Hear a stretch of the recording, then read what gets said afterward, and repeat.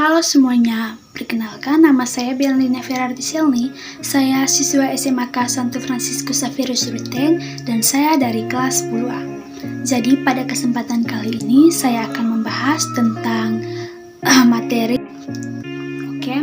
Lembaga Keuangan non-bank adalah salah satu roda penggerak perekonomian negara Indonesia selain bank. Kehadirannya itu banyak membantu khalayak luas untuk mempermudah aktivitas perekonomian. Lantaran fungsinya yang sangat krusial dan banyak membantu kita dalam kehidupan sehari-hari, tidak ada salahnya jika kita mengenal lebih dalam terkait lembaga ini. Jadi selanjutnya saya akan membahas secara terperinci mengenai lembaga keuangan non-bank. Yang pertama itu pengertian lembaga keuangan non-bank. Lembaga keuangan non-bank ini adalah lembaga yang memiliki perizinan resmi dalam menghimpun dana masyarakat. Dana yang terkumpul kemudian dikelola untuk disalurkan menjadi surat berharga ataupun sebagai pendukung aktivitas ekonomi yang berkaitan dengan investasi. Lembaga keuangan non-bank sering juga disebut dengan lembaga keuangan bukan bank atau LKBB. Bentuk dorongan yang diberikan oleh LKBB ini dapat berupa menghimpun dana dari masyarakat serta penyaluran dana untuk membiayai berbagai kebutuhan dalam aktivitas perekonomian.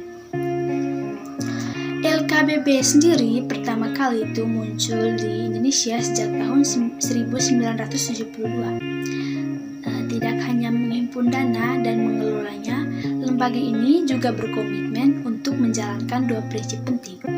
Prinsip yang pertama itu melaporkan segala bentuk transaksi yang mencurigakan untuk menghindari terjadinya pencurian uang, terorisme, dan tindakan kriminalitas lainnya. Prinsip yang kedua itu selalu berkomitmen untuk mencari tahu latar belakang nasabah sejelas-jelasnya.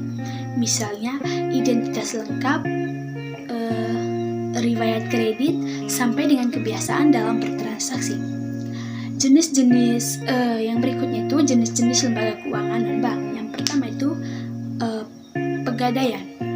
Pegadaian ini merupakan salah satu jenis lembaga keuangan non-bank yang berfungsi sebagai penyalur kredit pada masyarakat.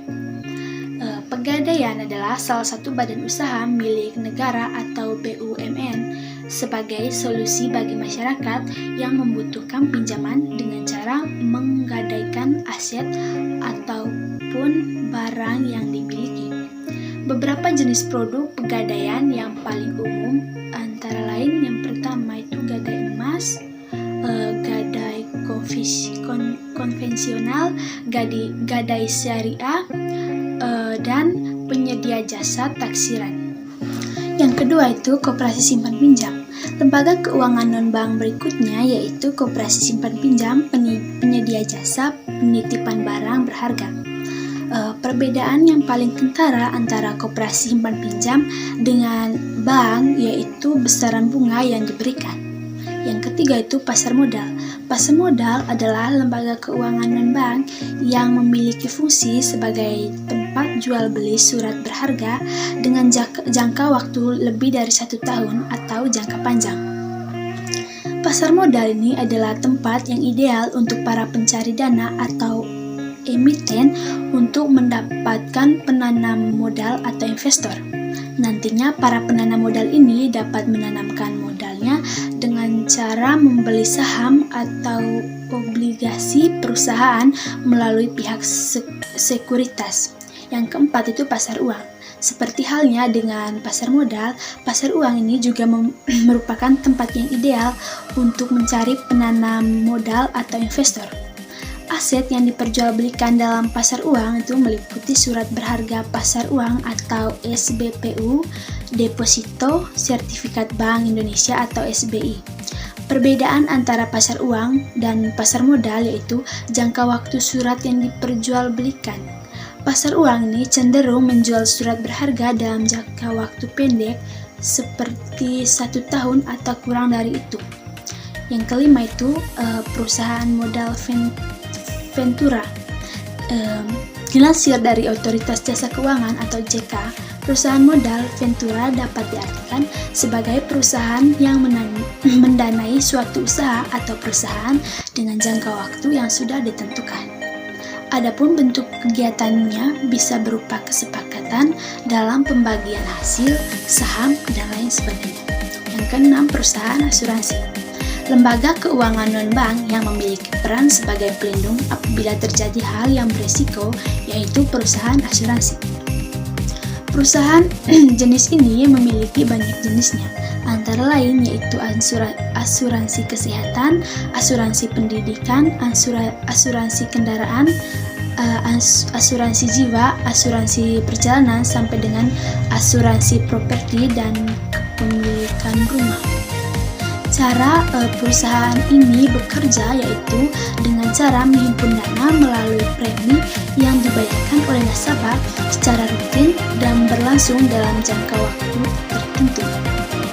Perjanjian yang dibuat antara nasabah dengan perusahaan sesuai dengan polis asuransi. Yang ketujuh itu ada perusahaan serbaguna atau leasing. Lembaga keuangan non-bank lainnya yaitu perusahaan serbaguna atau lebih akrab disebut leasing. Perusahaan jenis ini berperan sebagai layanan pembiayaan berbasis kontrak, bisa juga digabungkan dengan pembelian secara kredit. Yang kedelapan itu ada perusahaan anjak piutang atau factoring company. Lembaga keuangan non-bank berikut ini memiliki peranan dalam pengambilan alih kredit suatu perusahaan yang tengah mengalami kendala serta mengelola penjualan kredit perusahaan yang membutuhkan.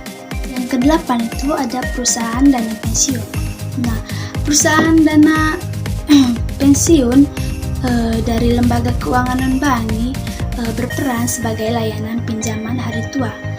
Cara kerjanya itu dengan menghimpun dana yang diperoleh dari pemotongan gaji pegawai setiap bulannya dan selama pegawai tersebut masih dikatakan aktif bekerja. Terdapat dua jenis dana pensiun yang ditangani oleh perbankan maupun asuransi, yaitu dana pensiun pemberi pekerja atau DPPK dan dana pensiun lembaga keuangan atau DPLK. Sedangkan untuk lembaga yang mengelola dana pensiun antara lain BPJS Ketenagakerjaan, Taspen, Asabri, dan lain sebagainya. Nah, fungsi lembaga yang berikutnya itu fungsi lembaga keuangan non-bank. Selain menghimpun dana dari masyarakat, selayaknya bank konvensional, lembaga keuangan non-bank juga memiliki fungsi lainnya yang tidak kalah penting. Yang pertama itu memberikan fasilitas kredit. Fungsi lembaga keuangan non-bank yakni menyediakan fasilitas kredit yang dapat digunakan untuk pembelian barang. Misalnya itu kendaraan bermotor atau elektronik.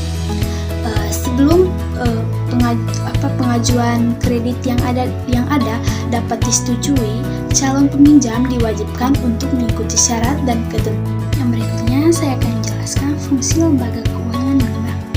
Jadi selain menghimpun dana dari masyarakat selayaknya bank konvensional, lembaga keuangan non-bank juga memiliki fungsi lainnya yang tidak kalah penting. Yang pertama itu memberikan fasilitas kredit. Fungsi lembaga keuangan non-bank yakni menyediakan fasilitas kredit yang dapat digunakan untuk pembelian barang, misalnya kendaraan bermotor atau elektronik. Sebelum pengajuan kredit yang ada dapat disetujui, calon peminjam ini diwajibkan untuk mengikuti syarat dan ketentuan yang berlaku. Seperti melampirkan daftar diri sampai dengan pengecekan riwayat kredit. Nah, sebagai perantara bagi perusahaan, kehadiran lembaga keuangan non-bank banyak membantu perusahaan-perusahaan untuk mendapatkan modal maupun investor. Jadi ini sangat membantu perusahaan dalam negeri untuk mendapatkan suntikan modal dari para investor luar atau dalam negeri. Yang kedua itu melaksanakan usaha di bidang keuangan. Nah, adanya lembaga ini juga ikut mengambil peran dalam membantu kesejahteraan masyarakat dan kelangsungan aktivitas di bidang keuangan Indonesia. Misalnya itu perusahaan pembiayaan atau multiguna. Perusahaan penjamin kredit, sampai dengan penyelenggara jaminan sosial. Nah, meskipun demikian, lembaga-lembaga tersebut tetap membutuhkan persetujuan resmi dari Menteri Keuangan. Keuntungan mengajukan pinjaman di perusahaan non-bank. Jadi berikut ini saya jelaskan keuntungan yang bisa kita dapatkan dari mengajukan pinjaman di lembaga keuangan non-bank. Yang pertama itu syaratnya itu yang pertama syarat mudah, yang kedua proses pencairan pinjaman diproses dengan cepat dan aman, yang ketiga itu mudah mengajukannya, bisa dilakukan secara online maupun secara offline. Yang keempat itu umumnya dilakukan pemeriksaan riwayat pinjaman terlebih dahulu, dan yang kelima itu kredit yang diberikan bisa tanpa agunan atau KTA.